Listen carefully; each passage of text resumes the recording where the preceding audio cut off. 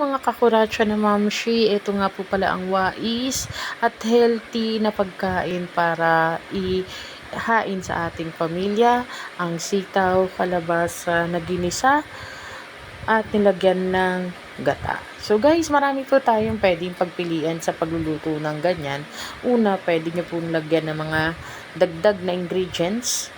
Saluyot, pero para sa akin hindi ko na nilagyan ng saluyot kasi lagkitan po yung kalabasa na aking ginamit. Mapapansin niyo po, 2 kalabasa ang aking ginamit kasi po kung titingnan nyo, mas marami ang aking sitaw.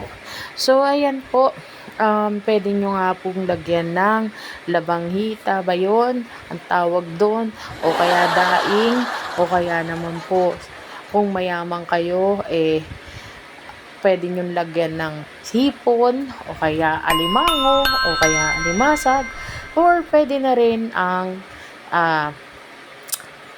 maliit na isda o ang tinatawag nilang dilis.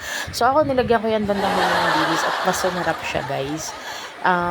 Kasi po yun po ibigay ng aking Mother Earth. So shout out sa aking mother, Mama Ampi. Galing po yun sa Masbate. So aming probinsya.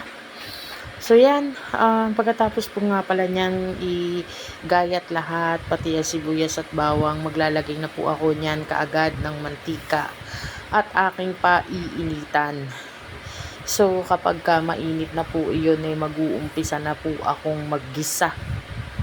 So nga pala, shout out sa lahat ng mga mommy na hardworking na nanonood dyan. At additional tip na naman po ito para sa wais na mami na gustong maging healthy ang mga anak nila.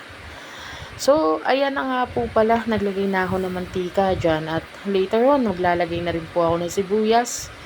At pagka nag-brown-brown ay maglalagay ng bawang at igigisa at isasama na ang ating kalabasa. So, inuna ko yung kalabasa kasi ito po yung matigas, followed by sitaw. So, pagkatapos po niya na ilalagyan ko na po siya ng tubig na may gata. So, ginataang mix na gulay ang aking ginamit. So, shout out sa Nor, Becky naman. Tapos, nilagyan ko rin po siya ng paminta at ng patis na dato puti. So, shout out din sa dato puti. Becky naman. So, mga mami, additional tip ko lang po ito para sa healthy at magandang buhay. Again, this is Mario Chocorecha. Thank you for watching.